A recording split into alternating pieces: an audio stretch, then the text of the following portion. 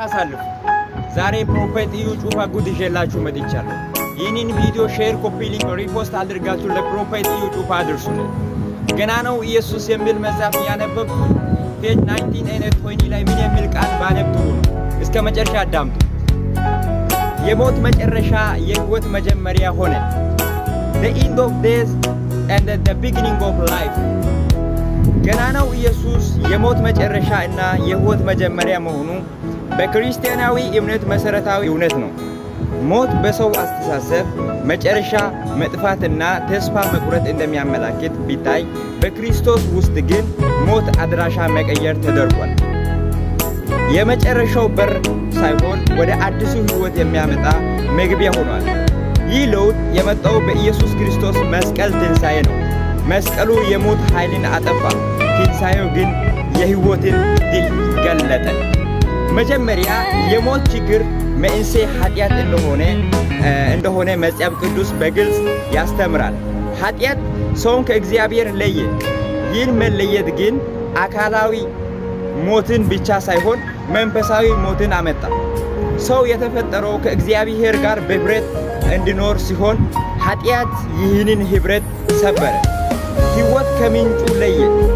ስለዚህ ሞት የመጣው በተፈጥሯዊ ሁኔታ ሳይሆን በኃጢአት በተፈጠረ በመንፈሳዊ ችግር ምክንያት ነው። ነገር ግን እግዚአብሔር ሰውን በዚህ የመለየትን የሞት ሁኔታ አልተውም።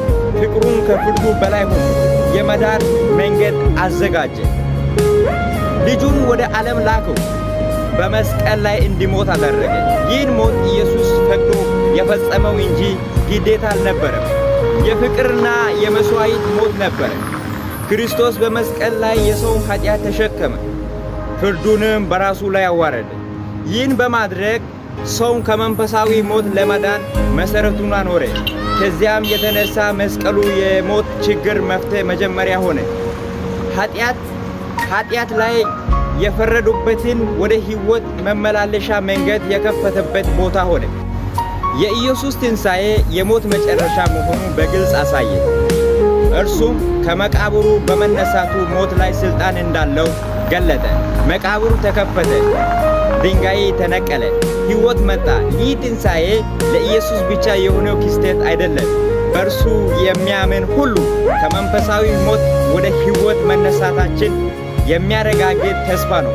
ስለዚህ ሞት ለአማኝ መጨረሻ ሳይሆን ወደ ክብር መሻገሪያ ሆኗል። ሃሌሉያ! እዚህ ፓርት ላይ በጣም የገረመኝ ምን እንደሆነ ታውቃላችሁ?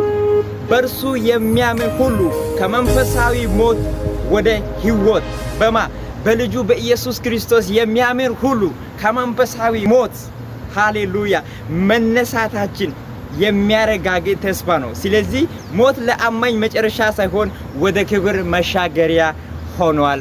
ሃሌሉያ! Thank you so much, Prophet እዩ ጩፋ. We love you.